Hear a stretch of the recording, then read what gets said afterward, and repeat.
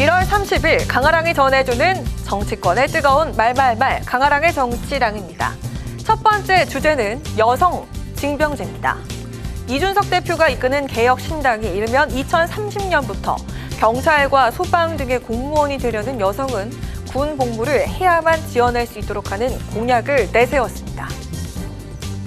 지금까지 대한민국 시민의 절반가량, 즉 한쪽 성별만 부담했던 병역을 나머지 절반이 조금씩 더 부담해 나가는 방식으로 전환할 것을 제안합니다. 지금의 병력 자원 감소 추세를 감안하면 전격적인 병역제도 개혁이 필요합니다. 공약 실현 시 연간 1만에서 2만 명의 병역 자원의 추가 확보가 가능할 것이라고 추산했는데요. 병역 판정검사 등에서 병역 의무를 이행하기 어렵다고 판단되는 경우 예외를 두겠다 했지만 여성 징병제 연장선이어서 파장이 적지 않을 듯 보입니다.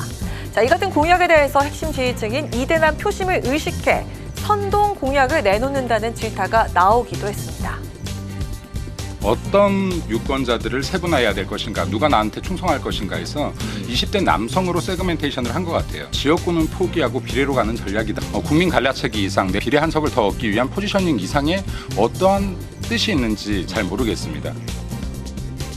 정의당도 논평을 내고 혐오를 조장하는 정치로 정치를 키운 정치인 이준석의 미천이 드러났다고 비판했습니다. 그런가 하면 앞서 새로운 선택 금태섭 대표도 지난달 남녀 갈등의 해결책으로 병역 평등을 내세운 바 있죠.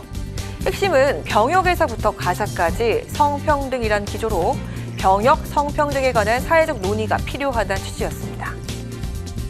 항상 이 젠더 갈증 얘기할 때 여성의 병역 문제가 나오거든요. 과거에 그 가산점 제도가 헌재에서 위헌 판결 받으면서 정당한 보상을 못 받고 있는 것도 분명한 사실입니다. 이걸 어떤 식으로든지 보상을 해줘야 되고, 저희가 사실은 여성도 병역 의무를 지는 거를 고려해야 된다는 정책을 먼저 냈고, 어제 개혁신당이 낸 정책에 대해서도 저희가 존중하면서 검토해서 또 의견을 낼 생각입니다.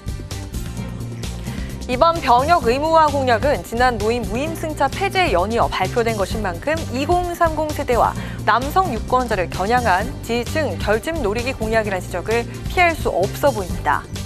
성별 갈라치기라는 우려에 이준석 대표는 출산과 병역을 연계하는 순간 젠더 이슈가 될 가능성이 있지만 그에 미치지 않는 한국형 병역 제도를 이야기하고 있다고 해명했습니다. 국방부는 병역 자원 부족 대책의 하나로 거론되는 여성 징병제에 대해서 검토한 바 없다면서 사회적 공감대, 합의가 필요하기 때문에 신중하게 검토하거나 결정돼야 할 사안이라고 밝혔습니다.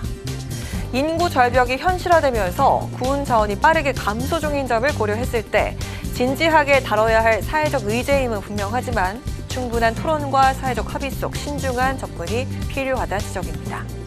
두 번째 주제는 운동권, 청산론입니다. 한동훈 국민의힘 비상대책위원장이 연일 민주당 내 이른바 86 운동권 출신 정치인들을 겨냥하고 있습니다.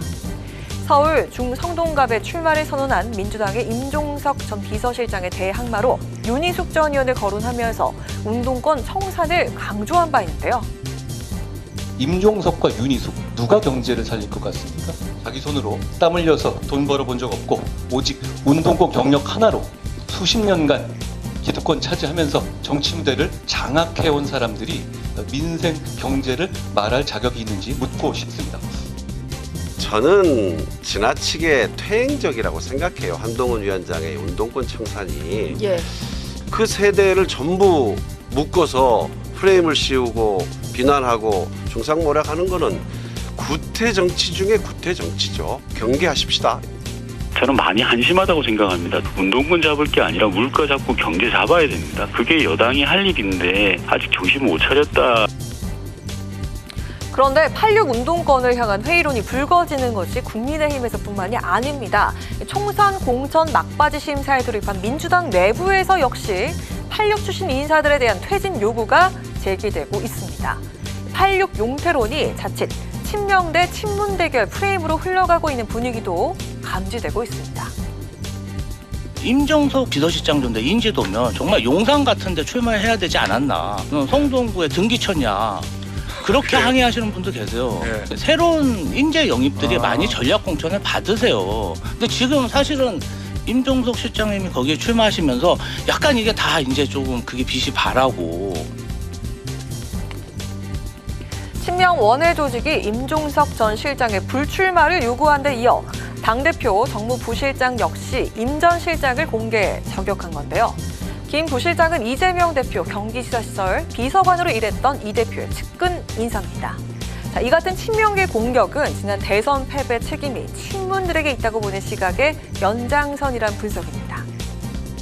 민주당이 필패하는 길이기 때문에요. 안무를 뽑아낸다고 해서 그게 교체가 되어지지 않습니다. 본인의 그 경쟁력과 능력으로 밀어낼 수 있는 노력들을 하는 것이 훨씬 필요하다. 운동권 청산론을 앞세운 국민의힘 공세가 날로 거세지고 이에 대한 국민적 공감대 역시 퍼지고 있는 등 민주당으로선 적잖은 부담이기도 할 텐데요. 공천 국면에서의 이 같은 내부 갈등이 향후 어떤 형태로 불거질지 상황을 지켜봐야겠습니다. 지금까지 강아랑의 정치랑이었습니다.